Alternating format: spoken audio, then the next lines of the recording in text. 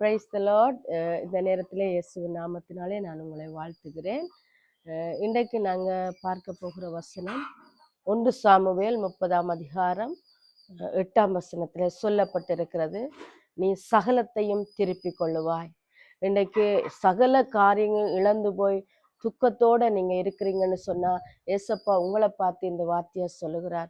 எல்லாவற்றையும் இழந்து போய் சில வேளை நீங்க வசதி வாய்ப்போட இருந்திருக்கலாம், இல்லாட்டி நல்ல ஒரு வருமானத்தை எடுத்து கொண்டிருக்கலாம், இல்லாட்டி நல்ல சுகபலத்தோட இருந்திருக்கலாம், உயர்ந்த நிலைமையில எல்லா வசதிகளோட இருந்திருக்கலாம். ஆனா இன்றைக்கு எல்லாவற்றையும் இழந்து நீங்க ஒதுக்கப்பட்டவர்களாய், தள்ளப்பட்டவர்களாய், மனுஷர்களால புறக்கணிக்கப்பட்டவர்களா கூட நீங்க இப்ப இருக்கலாம். ஆனா ஏசப்பா சொல்லுகிற சகலத்தையும் நீ திருப்பிக் கொள்வாய்.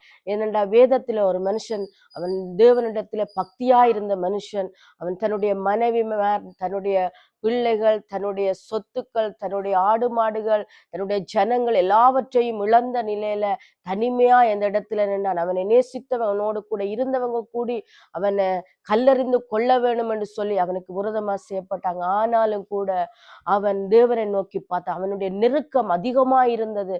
அவன் சாகுற அளவுக்கு வேதனை பட்டு கொண்டிருந்தான். ஆனாலும் கூட தேவனிடத்தில் அவன் முழங்கால் படிட்டு செபித்தான்.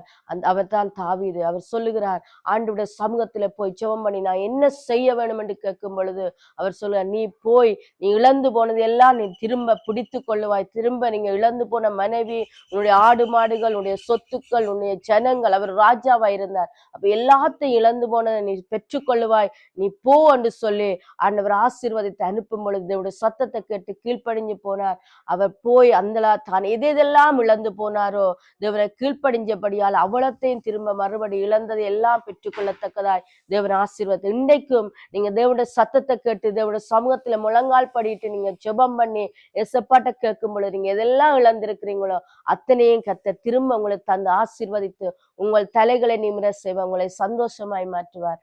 கர்த்தர் உங்களை ஆசீர்வதிப்பாராக. ஆமென்.